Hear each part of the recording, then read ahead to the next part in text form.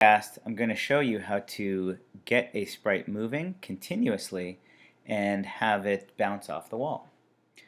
In the last screencast I showed you just how to get it moving, um, and what I'd like to do is show you how you can get it to move in a little more fluid motion, because when I had it move 100 steps in the last time, you'll notice that it just jumps over. Drag it back to the middle. So there's a way to make it more fluid so it looks more like something's actually sliding along, and under control you'll see these repeat commands. So if I drag this repeat command in here, now notice how we snap things together. I'm going to put this move 100 steps into this repeat command, and notice how that makes room for it.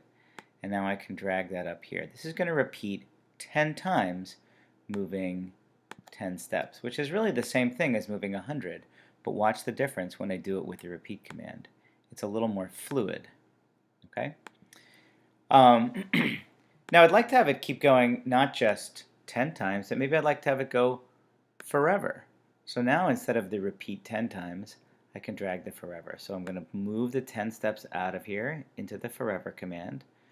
I'm going to get rid of this guy by dragging it back to the command palette, and then I'll snap this in here. Okay? And now it'll just continue to move. Of course, when it hits the wall, it's going to stop. And there's a very simple way to prevent that. We'll stop that here with the stop sign. Under motion, you'll see there's a command that says if on edge, bounce.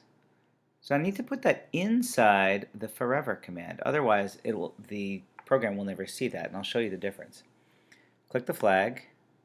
See how it bounces back and forth, back and forth.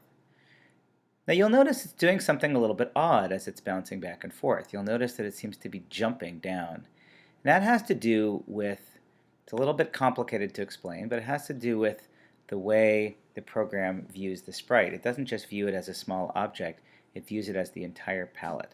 And there's a simple solution to that. So I'll ask you to always go to this command, set rotation style. We're going to snap this in the very beginning, and we're going to set rotation style, don't rotate. And now if I click the flag, you'll see it just bounces back and forth and back and forth.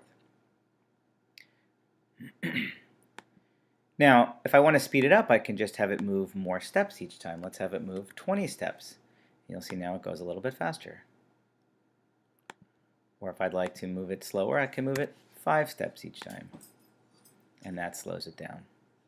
So now you know how to get an object to move and bounce off the walls.